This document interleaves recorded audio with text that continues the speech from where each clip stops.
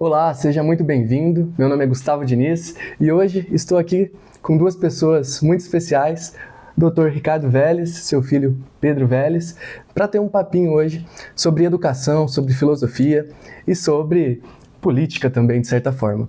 Bom, a ideia desse canal é justamente conversar sobre esses temas e levar um pouco do mundo da educação para os mais jovens, para os diretores de escola, para os pais, enfim, para a família brasileira. Bom, vamos lá. Hoje o nosso convidado, então, é o Ricardo Vélez, seu filho Pedro, e fazendo uma breve apresentação, nosso convidado é um filósofo, ensaísta, teólogo e professor colombiano que se naturalizou brasileiro e foi por um período ministro da Educação, exerceu aí um cargo de extrema importância. E por isso ele então tem muita experiência, lecionou em várias universidades brasileiras, inclusive fora do Brasil, e pode então nos auxiliar com algumas contribuições, algumas reflexões aí importantes. Vamos lá então? Vamos! Muito bem. Bom, para começar, eu gostaria de saber como que era um ministro da Educação no tempo de colégio. Nós estamos aqui com o Pedro, que foi meu aluno, e sei muito bem que durante o período escolar, às vezes a gente se empolga com os colegas, naquela conversa, naquela bagunça, então queria saber como que foi o senhor na época de infância, adolescência ali no colégio. Como é que foi? Bem, eu sempre gostei muito de ler e de seguir o programa acadêmico. Mas eu praticava muito esporte também. Então, gostava demais da ginástica sueca, que se praticava muito na Colômbia. E gostei muito do ciclismo. Praticava-se muito ciclismo. Não? Cheguei até competir em corridas de pista, corridas de estrada. Então, quando criança, me chamavam de caturrita. Caturrita? Porque eu tinha uma voz assim, miúda, mas falava o tempo todo. Mas depois da adolescência eu fiquei mais recolhido, né? Então não me comunicava tanto. Mas gostava muito de, diríamos, participar da vida de colégio, bate-papo com os amigos, com os colegas, e sobretudo no esporte. Legal. E na parte da educação, gostei sempre muito da leitura. Eu terminei descobrindo muito cedo que eu gostaria de ser professor, porque um dos professores do segundo grau me emprestou um livro intitulado A Arte de Ensinar, de um escocês chamado Gilbert Highgate, que é uma autobiografia dele, não? Por sinal que encontrei já editado em nova edição esse livro, não? Aquela editora Expressão e Cultura editou o livro. E é a vida de um professor. Como ele gostava de aprofundar no que os alunos perguntavam e ir até, diríamos, o limite dos conhecimentos, não poupar a comunicação de coisas novas para os alunos. Esse diálogo constante me impressionou sempre muito. E aí, com meus 12 para 13 anos, eu pensei, eu gostaria de ser professor. Olha, só tão cedo assim? Muito cedo. E desde então, eu nunca pensei em outra profissão que a de professor quando fosse adulto. Que interessante, olha só, então bem novinho já tinha ideia do que queria fazer. Muito bem, então. E bom, seguindo nesse sentido, eu, como eu disse, fui professor do Pedro e percebi desde logo que o Pedro era diferente no sentido de gostar de coisas que muitas vezes os jovens hoje não têm tanto interesse. Ele gosta de música clássica, tocou violino muito bem lá no colégio, se interessa por xadrez, enfim, por temas da filosofia que às vezes apresentava em sala. E queria então que o senhor, talvez o Pedro, falasse que tipo de instrução, orientação o senhor pode dar aos pais, aos diretores, aos professores, para que a gente consiga também alcançar os nossos alunos da mesma maneira, que eles consigam então se aprofundar em temas relacionados, né? Que não fiquem tão presos às redes sociais apenas, em temas superficiais.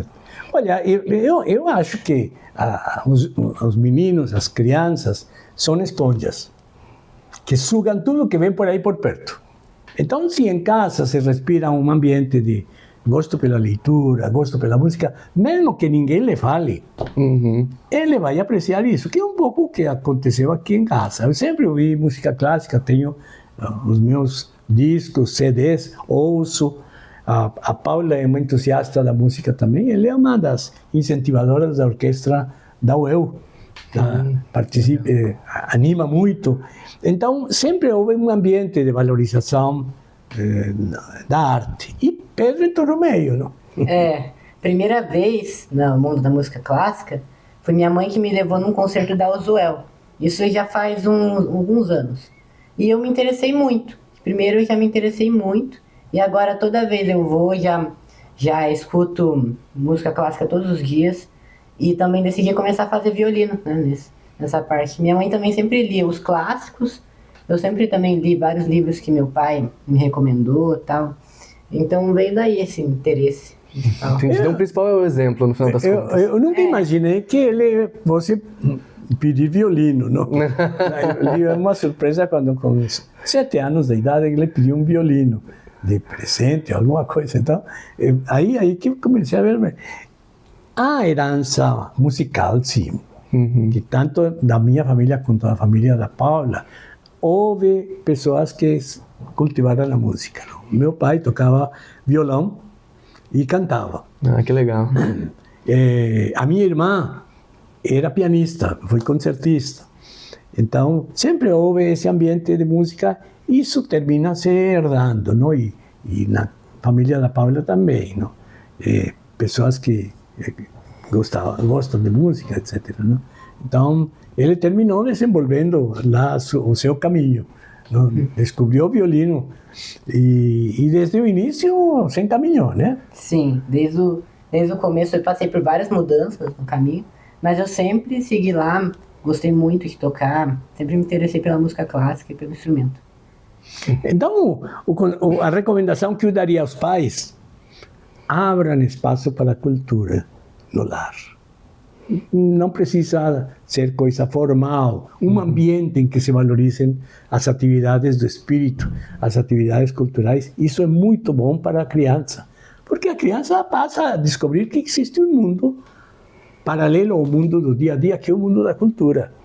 Perfeito. E que esse mundo da cultura traz coisas muito boas. É verdade. Excelente. Então aí você que fica o dia todo no celular, depois se espanta que a criança não lê nada, que ela não aprende nada, talvez seja o exemplo, o principal fator aí. Muito bem, então. Bom, continuando então aqui com a nossa série de perguntas, agora falando um pouquinho sobre o seu tempo no Ministério, a pergunta é muito simples: como que é o dia a dia de um ministro da Educação? Como que é? Acorda, tem que bater ponto? Como é que funciona o dia a dia de um ministro da Educação? Bem, eu diria o seguinte: de tédio não se morre. Cada dia é um pepino, cada dia é uma minhoca que aparece. Não? Então, é terrível. No Brasil, o Estado cresceu demais. Então, é um mostrengo enorme. E o Ministério da Educação é uma coisa muito grande. O orçamento do Ministério da Educação é um dinheirama enorme. Então, somente cuidar que esse dinheirama seja bem utilizado e que não haja roubalheira aí, é uma tarefa enorme. Não? Então, eu acho que isso dificulta muitas coisas. Se a gestão da educação não estivesse tão centralizada no Brasil, talvez seria melhor. Se, por exemplo, a educação secundária, a educação primária, fosse das secretarias de educação, não teria de estar o Ministério emitindo pareceres para a educação nacional. Claro que alguns temas nacionais, mas a educação deveria ser uma responsabilidade dos poderes locais e regionais. Então, conforme o Pacto Federativo, né? Exatamente. Nós temos uma falsa federação. Nos Estados Unidos, o ministro da Educação não se chama ministro, é um secretário. Que vê o que há de comum, as coisas que mais se destacam no universo nacional. Não? Então, no Brasil falta um pouco pôr em prática o sistema federativo. Perfeito. Que os estados programem os seus projetos de educação de acordo com a formação humana necessária para o desenvolvimento da sociedade. Como são regiões diferentes, deve haver uma tonalidade diferente de acordo com a formação profissional. Eu gosto muito do modelo de São Paulo, onde há uma secretaria, uma fundação, que assessora o secretário estadual de Educação na elaboração dos programas de ensino de segundo grau, por exemplo. E dá certo, porque lá, no estado industrial, a educação já começa a ter a janela aberta para o mercado de trabalho e para a prática, diríamos, profissionalizante, não?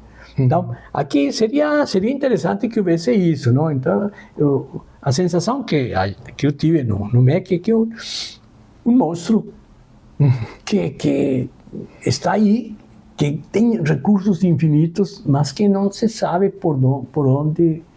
E as necessidades não desaparecem, estão presentes. Onde estão? Nos municípios e nos estados. Então, se descentralizássemos a educação, seria muito mais próximo das necessidades dos cidadãos. É aquela velha máxima, né? Ninguém sabe melhor do problema da sua casa do que você. Exatamente, então, exatamente. Que se der a oportunidade de você aí, de forma local, regional, resolver esse problema, né? Perfeito. E é um dia a dia com muitas reuniões? Como é que funciona? É um tumulto. É um tumulto? Aquilo é um tumulto. É um tumulto. Eu saía, como te disse, não se morre de tédio.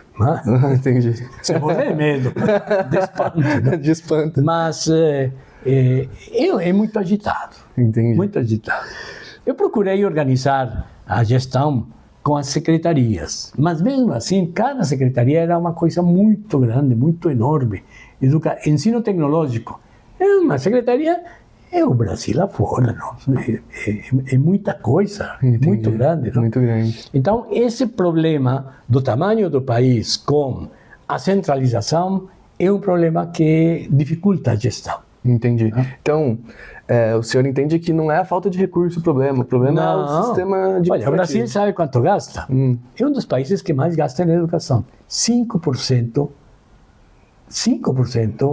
do produto interno bruto. Quer dizer, o que os países europeus gastam em educação, mais ou menos o Brasil gasta em educação. Ora, por que não temos os resultados que os europeus têm? Porque gastamos mal. Porque gastamos mal. Então, e não há uma adequada programação das atividades pedagógicas de acordo com as necessidades regionais e locais. Então, não é falta de recursos. Não é falta de recursos. Os recursos são sugados por quem? As organizações sindicais pegam muito. É mesmo? Pegam muito.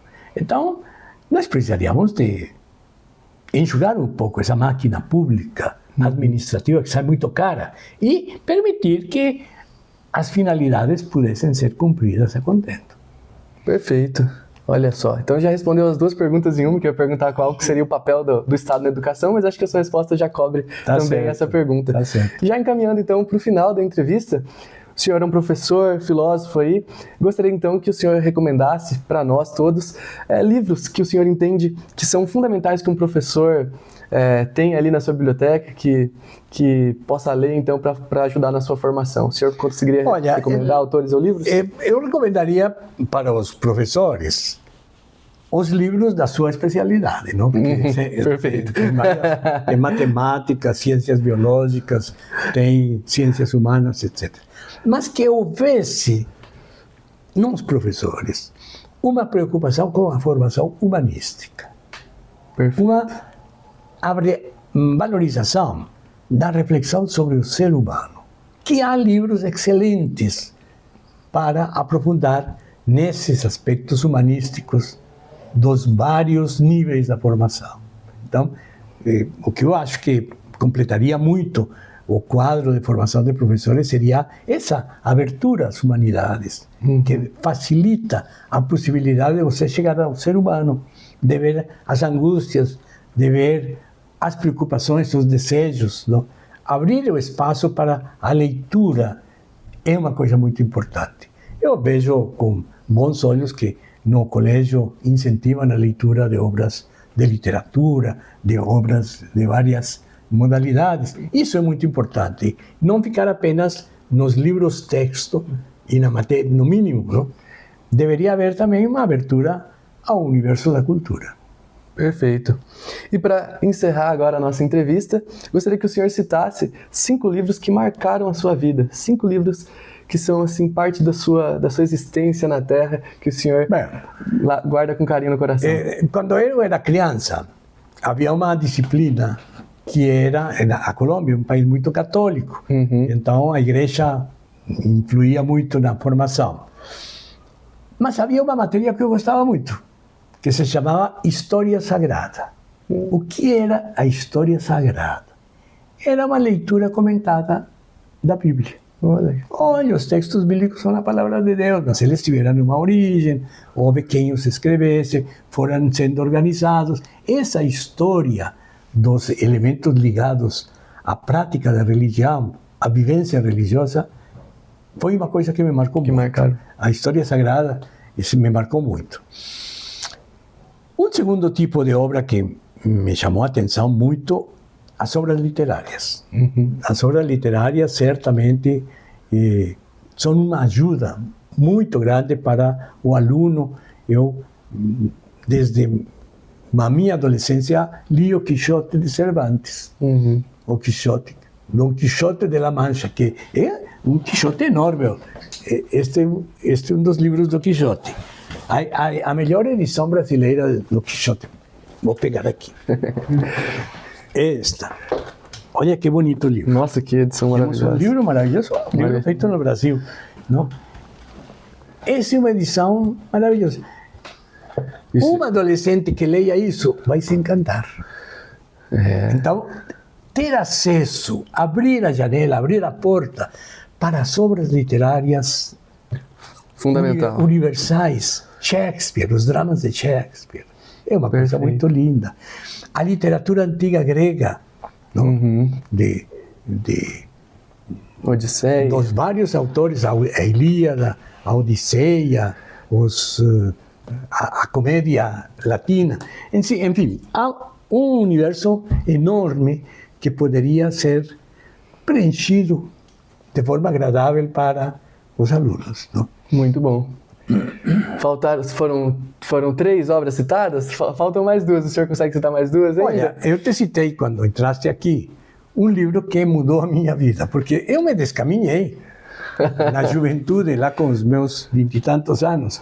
Optei pelo marxismo. Certo. E virei um chato de um marxista. E quando vim fazer o mestrado no Rio de Janeiro, vim fazer o mestrado em pensamento brasileiro, o meu orientador, que tinha sido um comunista do Partidão, ele viu logo que o meu perfil e me obrigou a ler os autores clássicos liberais. Ele me obrigou a ler Tocqueville. Aí te falei de Tocqueville, que você também admira. Muito bom. Tocqueville para mim foi uma redenção, porque ele mudou a minha cabeça. Essa leitura me tirou do simplismo marxista. A Democracia na América ou o Antigo Regime e Revolução? Você se recorda qual marcou mais? 2 livros me tocaram muito em Tocqueville. A Democracia na América, de um lado, e um livrinho pequeno, Ensaios sobre a Pobreza. Esse eu nunca li. É muito bonito, muito interessante. Ensaios sobre a Pobreza. Por quê? Porque Tocqueville era filho de um nobre que foi político e foi prefeito de várias cidades francesas. Então, Tocqueville acompanhava o pai na prefeitura e lia as coisas lá. Ele terminou criando, o pai de Tocqueville, o Banco dos Pobres. Os pobres, para saírem da miséria, precisam ser incentivados a que tenham bens, mas não dados de graça. Bolsa, como se chama? A Bolsa Família, não? Bolsa Família, não.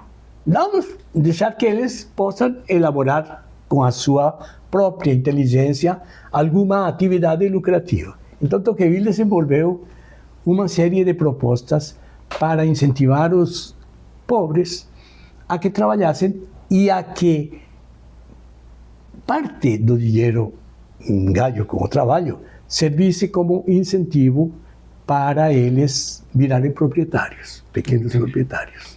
O Banco dos Pobres ajudou a salvar muita gente da pobreza. Então, isso seria uma coisa interessantíssima. O Bolsa Família, qual é o problema da Bolsa Família? Virou profissão. Tá? Quando o Bolsa Família deveria ser uma ajuda.